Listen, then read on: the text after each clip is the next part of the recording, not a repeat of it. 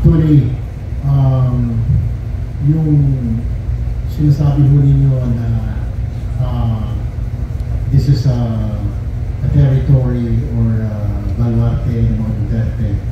Actually, kung titignan ho, I am from Davao Oriental po. Diyan po nagmula yung aking mga lolo-lola. Diyan po sa Manay, Davao Oriental. I can speak the language, yung alam Minay po. Medyo mas malalim kasi sa mga Bisaya ng Davao City, pero I can understand.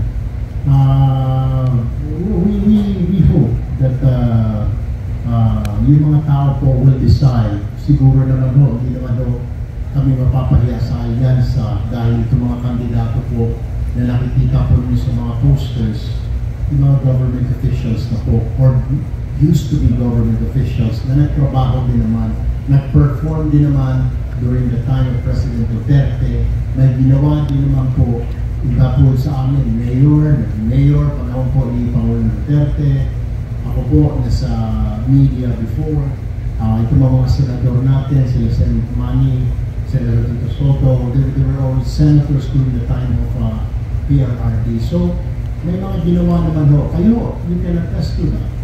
Alam nyo, being media men and women, I'm sure nababasa ninyo o kayo mismo ang nagsulat ng report na may ginawa itong mga tao na ito sa harapan ninyo.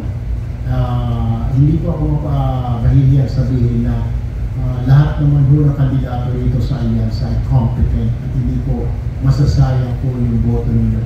It's not only because dahil kilala, it's not only because dahil sikat. Pakiusap ko lamang ho sa mga tinidaro, nahulog nila na. You vote for the performance. Hindi po yun dahil sa apelido, hindi po sa pangalan, hindi po kung ano-ano, sikat siya. Just think. Sa darating po nahalalan, tignan po ninyo yung pangalan. Naging senador ito, okay ito. Mayor ito dati, okay ito. Lahat naman ho hindi siguro ako mapapaya. And I'm not lying. Lahat po yung mga nakita, 12 na yan, did something under the PRRD administration. Maraming salamat. Thank you so much, Senator Tulfo. Maybe you're also coming from Senator Binay.